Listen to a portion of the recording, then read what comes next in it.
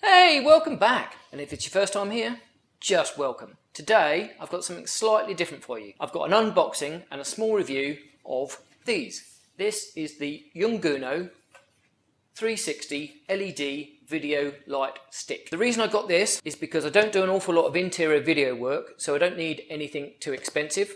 So I wanted something that was under $100 or £100. These were just at the right price. I also have in my photography kit as backup lights, I've got a couple of Yongnuo flash guns. I saw these were not very expensive. They produce quite a bit of light, judging by some of the other videos you can see on YouTube, but I thought I'd just have a look and see what they do for me. So, without further ado, let's have a look.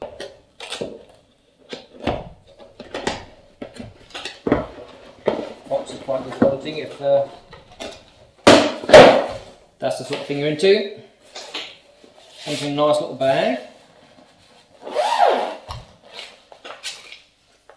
Instructions. That's a warranty, I better keep that. Something in Chinese. That's the bag. Silica gel. Plastic bag that's no good to anybody. Okay, so, well, first impressions is it's actually pretty weighty, which is a good sign. It's not light and flimsy. Feels quite good in the hand. Quite solid. What's that? Oh, right, so that is if you want to use it for tungsten light, if you want to balance it with your lights overhead. That just snaps on with magnets, so that's quite good. This doesn't come with a battery, it doesn't come with a charger, or it doesn't come with a power supply outside, so power supply. It does have the connections for them, but it doesn't actually come with them. But I did buy it with a battery, a charger, and it came with a adapter for the UK. If that's what your plug sockets are like, you won't get the adapter. That goes in there. Like that. I mean, it's a pretty flimsy adapter, but it probably works. I charge this anyway, so that goes on, and then not a bad light. Now you've got on the back here, you've got a coarse setting and you've got a fine setting. That allows you to dial up the light in small increments on the fine, and then in big increments on the coarse. And then you've got a battery indicator light check, so the P9 shows that the battery's full, and then as the battery gets worn out, obviously that will go down. And that's also got RGB. So you can go from a blue light to green. I'll go from green to a reddish bluish colour. Put that back onto the normal setting. It will go up to way bright. That's not bad actually. Let's turn it right now. Not a bad thing. The on off button is a little bit weird. The on off button here is for turning it on, obviously, and then it's a dial to dial up the amount of light that you need. So if you want to light something from below, it's a bit annoying. If you just have to lay it down gently, really.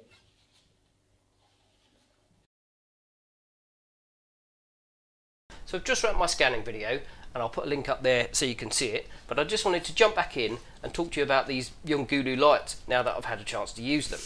Basically, the one thing I would do, or that I'm going to do, is get another power adapter.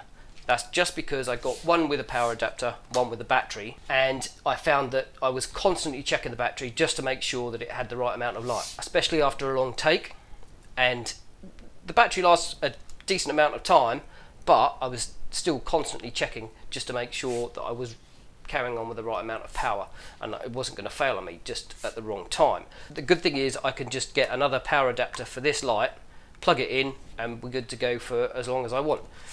The batteries are brilliant for outside. They do last a good hour, even on maximum power, so there's no issue with the power drainage on the battery, although this one's brand new, so how long it's going to last I don't know. To get the battery off, I found that you have to push that little knob there down, slide the battery up, and the battery comes out. Clips in nice and easily.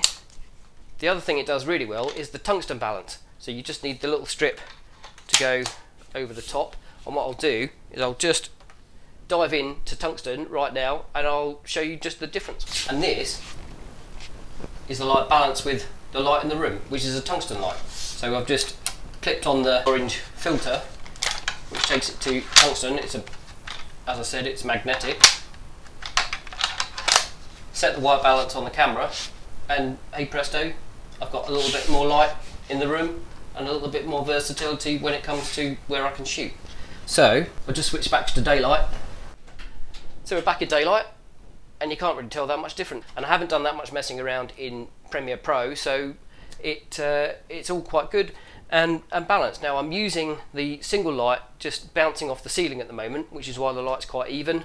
I did have the two lights, one either side, and the lighting was a little bit harsh, so I'm going to play around with how I set them up when I do videos. But in this small room it's painted white, so it shouldn't be too much of a problem. I can bounce the light wherever I want, but they do come in a little bit harsh. Other people have said that, so you could get a little bit of greaseproof paper or tracing paper, something like that, and glue that over the top, or secure that over the top with some tape, and then you're going to be good to go. You'll lose a little bit of light output, but these are so bright anyway that you're not going to need anything like that much light.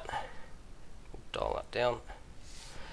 The coarse and fine settings are absolutely fine. The fine just takes a little bit longer. It's all right for fine tuning, but I tended to keep it on coarse just to up and down the light intensity, which was no problem. I haven't used the RGB as yet, and the battery indicator's pretty accurate and good as well. It gives you I'll just turn that off, turn it back on. That's on 50% power and shows you that the battery is now on P3, so it's now dropping, and once it gets below 5 it tends to drop a little bit quicker, although that could just be my perception of it. So we'll turn that off. So yeah, basically I'm really pleased with those lights. They're absolutely superb. They're really well made. I mean, they're not going to last you on an expedition, but just for a little bit of YouTube filming inside your office or your bedroom or wherever you do your YouTubing, these are going to be absolutely perfect for you. I'll put a link to where you can buy them on Amazon in the description box down below, but you can get them on eBay and other places like that. They will probably snap if you put enough pressure on, but I feel that they're quite a weighty piece of kit with good robust feel and handling. They will fit onto a tripod mount, so they can go on a tripod, they can go onto a stand, they can go onto a little foot with a tripod mount on it, and they'll stand up quite happily. They're not very heavy, so you can even prop them up quite easily as well, and they give a good amount of light. So all in all, I'm really pleased. If you like this video, hit me a like. If you want to subscribe and see when my next videos are coming up, hit me a subscribe, and I'll see you in the next video. Thanks for watching.